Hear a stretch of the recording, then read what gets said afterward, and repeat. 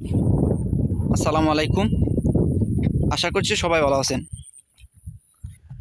তো একটু আগে আমি এখানে আসলাম এবং এটা আমাদের বাড়ির সামনে।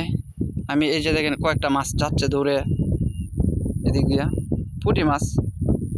মানে আমি যখন আসলাম তখন থেকে এই পর্যন্ত মোট 60টা সালি দেখলাম। এক একটা সালিতে বা সুরা বলে, সুরা বা সালি, একটা সুরাতে 5 থেকে 10টার মতো পুঁটি মাছ থাকে। তো 30 থেকে 40টার মতো মাছ দেখলাম এবং আমি আসছি অলরেডি 15 থেকে 20 মিনিট হবে। তো ধরলাম 100 মাছই এখানে ছিল, পুঁটি মাছ 100 মাছই দেখছি। হইতে পারে যেগুলো একটু আগে গেছে সেগুলো আবার একটু পরে আবার ঘুরান দিয়ে আসছে এখানে, এরকম হইতে পারে। তো এখন কথা হচ্ছে এই মানে এই যে পরিমাণ পানি আছে, একটু পানিটা দেখায়। দেখেন প্রচুর কিন্তু পানি এখানে, একদম ভরা বলতে গেলে। আর 2 থেকে 3 হাত পানি হবে, এর বেশি হবে না মনে হয়। মানে সড়ক পর্যন্ত যদি হয় তাহলে 2 হাত বা 2.5 হাত পানি হবে, 3 হাত। তবে যাই হোক, বলতে যাচ্ছি এটা যে এখানে মাছ নেই, তুলনামূলক যে মাছ থাকার কথা এই পরিমাণ মাছ এখানে নেই। এর কারণ হচ্ছে একদম সোজা ওইদিকে একটা নদী আছে, বিশাল বড় নদী, এবং ওই নদীটা থেকে একটা খালের মতো আছে ছোট। এদিকে যেমন ড্রেনের মতো করে দেওয়া হয়েছে, ওইটা এরকম না, এটার চাইতে মনে হয় 10 গুণ বা 15 গুণ বেশি বড় খালের মতো আছে। লাইক এখান থেকে মনে করেন যে ওই ওই ওই পাড়টা পর্যন্ত হবে, এরকম হয়তো খালের মতো আছে। তো এই খালটা প্রতি বছরই, মানে এখন বেশ কয়েক বছর ধরে এই খালটা কী করা হয়, ডাকে তোলা হয় বা নিলামে তোলা হয়, এবং নিলামের মাধ্যমে যে বেশি টাকা দিয়ে কিনতে পারবে তাকে দেওয়া হয়। লাখ লাখ টাকা দিয়ে এটা জিনিস মানে এই খালটা বিক্রি করা হয়। এবং এখন হচ্ছে পানি যেহেতু আসতেছে, এই সময়টা 5 থেকে 7 দিন তারা এখানে জাল সেট করে, এখনও জাল সেট করা আছে। এবং এই জালে ছোটো ট্যাংরা মাছ থেকে শুরু করে বড় বোয়াল মাছ সহ যত ধরনের মাছ আছে মোটামুটি সব ধরনের মাছ এই জালের ভিতর প্রবেশ করে এবং এখান থেকে বের হইতে পারে না। তো জাস্ট পানিটা আসে একদম ছাঁকুনির মতো হয়ে গেছে বিষয়টা। যেমন ছাঁকনি দিয়ে যেমন আমরা কোনো পানি যখন ছাঁকি তখন কিন্তু ময়লা টয়লা সব ছাঁকনিতে আটকা যায়, তো এরকম হয়েছে বিষয়টা। তবে এটা আমি বলতে চাচ্ছি যে এই বিষয়টা অনেক বেশি কষ্টকর, এটা মেনে নেওয়া। কারণ এভাবে যদি চলতে থাকে তাহলে অদূর ভবিষ্যতে আমাদের পরবর্তী প্রজন্ম হয়তো মাছের দেখাই পাবে না, এবং টুকটাক মাছ পাইতে পারে, এর বেশি মাছ পাবে না। কারণ এই এখনই হচ্ছে সব মাছ নষ্ট হয়ে যাচ্ছে এবং মাছের বংশ নির্বংশ হয়ে যাচ্ছে বা ধ্বংস হয়ে যাচ্ছে। তো এটা হচ্ছে আমাদের হাওর, এটার নাম হচ্ছে এইদিকে একটা বিল আছে, বিলটার নাম হচ্ছে কচ্চ বিল। এবং এই বিশাল পানি দেখতেছেন, এই বিলটা হচ্ছে হাঁসকুড়ি বিল।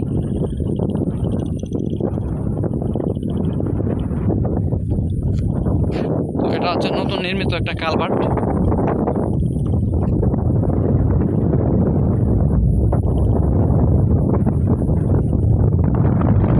প্রচুর বাতাসের জন্য কিন্তু হয়তো বা ক্যামেরাতে কথাগুলো শোনা যাচ্ছে না, বাতাসের শব্দ শোনা যাচ্ছে হয়তো। তো আজকে বেশ কিছুদিন যাবৎ বৃষ্টি হচ্ছিল এবং আমাদের হাওরে মূলত পানি আসে এই যে এই বিলটা দেখেই।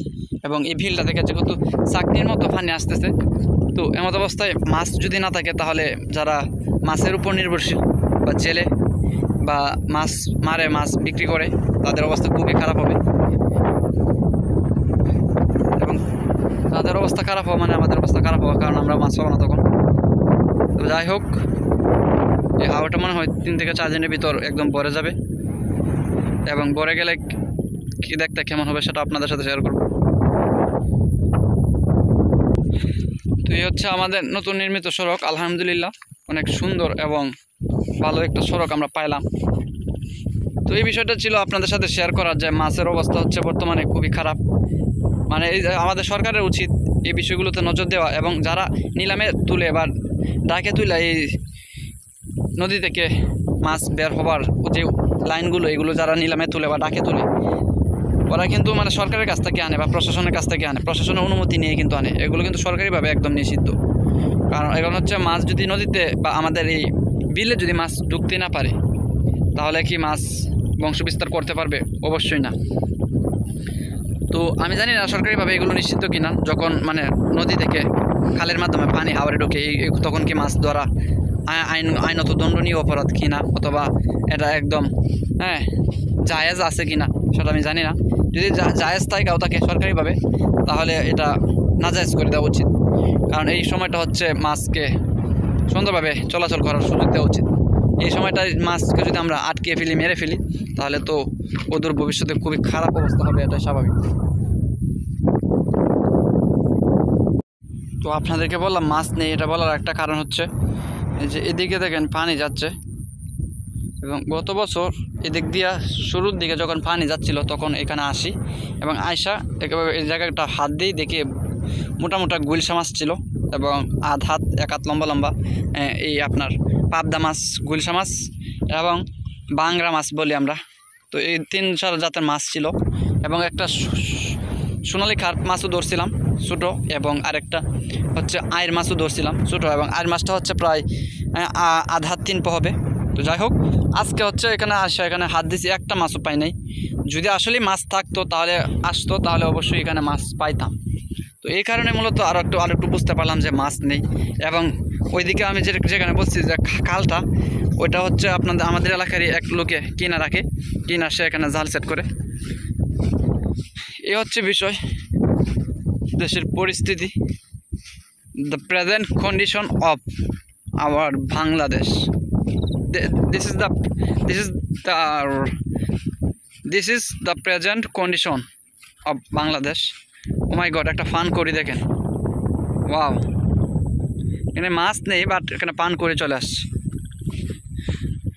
কি করবে, মাছ মানে না থাকলেও তো 2-1টা যদি পাওয়া যায়, এগুলো সারাদিনে 2-1টা যদি পাই, এগুলো খেয়ে তো তাদের জীবিকা নির্বাহ করতে হবে বা জীবনযাপন করতে হবে, এই হচ্ছে কথা। খুবই খারাপ অবস্থা। মাছ না থাকলে শুধু মানুষের সমস্যা হবে এটা না, মানুষের পাশাপাশি প্রাণীকুলেরও সমস্যা হবে। দেখেন আমাদের সড়কটা একদম ঘাসে ভরপুর, মাশাআল্লাহ, একদম সবুজ দেখা যাচ্ছে সড়কটা।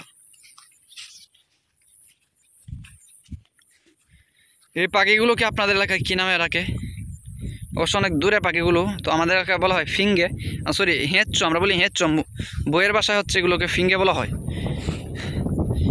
তো ফিঙ্গে পাখি হচ্ছে পাখির রাজা, এবং বেশ কিছু ফিঙ্গে পাখি দেখলাম এই পর্যন্ত এখানে আসার পর থেকে।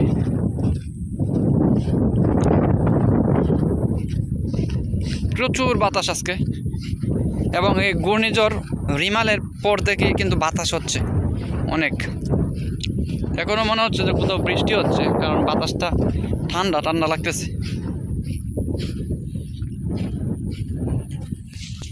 তো আমাদের সড়কের একমাত্র যে কয়টা গাছ আছে, তো এই গাছগুলোর মধ্যে এই গাছটা হচ্ছে একটা গাছ, বেশি নাই গাছ, বা মানে সর্বোচ্চ 10 থেকে 15টার মতো আছে গাছ। এখানে জাস্ট 3টা গাছ আছে, এবং এরপরে আরও অনেকটা জায়গা জুড়ে গাছ নেই। তো গাছ কিন্তু রাখা উচিত। এবং এই গাছগুলো দেখতেছেন, এগুলো হচ্ছে আগাছা আমার যতটুকু মনে হয়, কারণ এগুলো হচ্ছে মেরা গাছ, ছোটো ছোটো বলের মতো হয়, এগুলোকে মেরা বলে।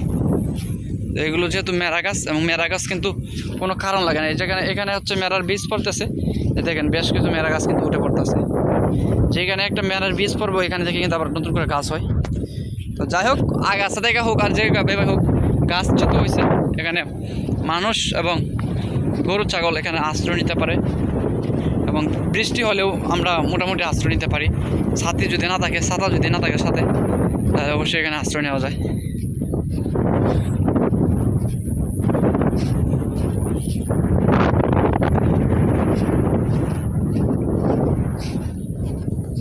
বাতাসের শোন শব্দ।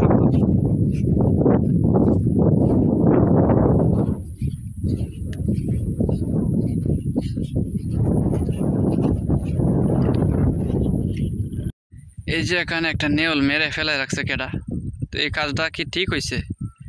একটা নেউল কত বেশি কত উপকার করে মানুষের। বিষাক্ত সাপ, বিষাক্ত আর বিষযুক্ত আর নির্বিষ নাই, সব ধরনের সাপ এই নেউলকে ভয় পায়। যদি একটা নেউল থাকে এখানে, তাহলে অবশ্যই সাপ থাকতে পারবে না, এবং সাপ এখান থেকে চলে যাবে অন্যত্র কোথাও। তো এই নেউলটাকে মারছে, তো যে মারছে মানুষের কাতারে পড়ে না মনে হয়। আর নেউল কোনো ক্ষতি করে বলতে আমার জানা নেই। নেউল কিন্তু মানুষের ধানও কাটে না, ইঁদুর হচ্ছে মানুষের ধান কাটে, এবং নেউল কিন্তু মানুষের কোনো ক্ষতিও করে না। এমন না যে নেউল মানুষকে কামড় দেয়, এরকম কিছু করে না। তবে এই নেউলটাকে কেন মারলো?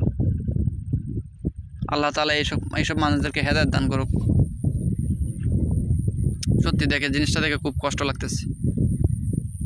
আরে কি সুন্দর একটা অবলা প্রাণী। হ্যাঁ, এই অবলা প্রাণী এইভাবে তো আমাদের বাস্তু সংস্থানের সমস্যা হবে। এই নেউল হচ্ছে আমাদের ক্ষেত্রে কোনো না অবশ্যই কোনো জড়িত, কারণ তারা বিষাক্ত সাপকে ধ্বংস করে এবং বিষাক্ত সাপকে মেরে ফেলে।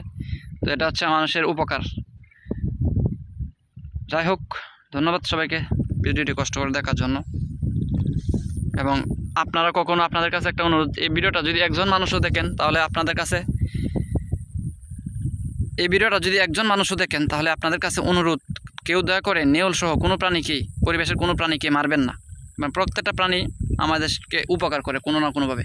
আল্লাহ তাআলা প্রত্যেকটা প্রাণীকে মানুষের উপকারের জন্য সৃষ্টি করছে। যাই হোক, ধন্যবাদ সবাইকে কষ্ট করে ভিডিওটা দেখার জন্য। সবাই ভালো থাকবেন, সুস্থ থাকবেন। ইনশাআল্লাহ দেখা হবে নতুন কোনো ভিডিওতে।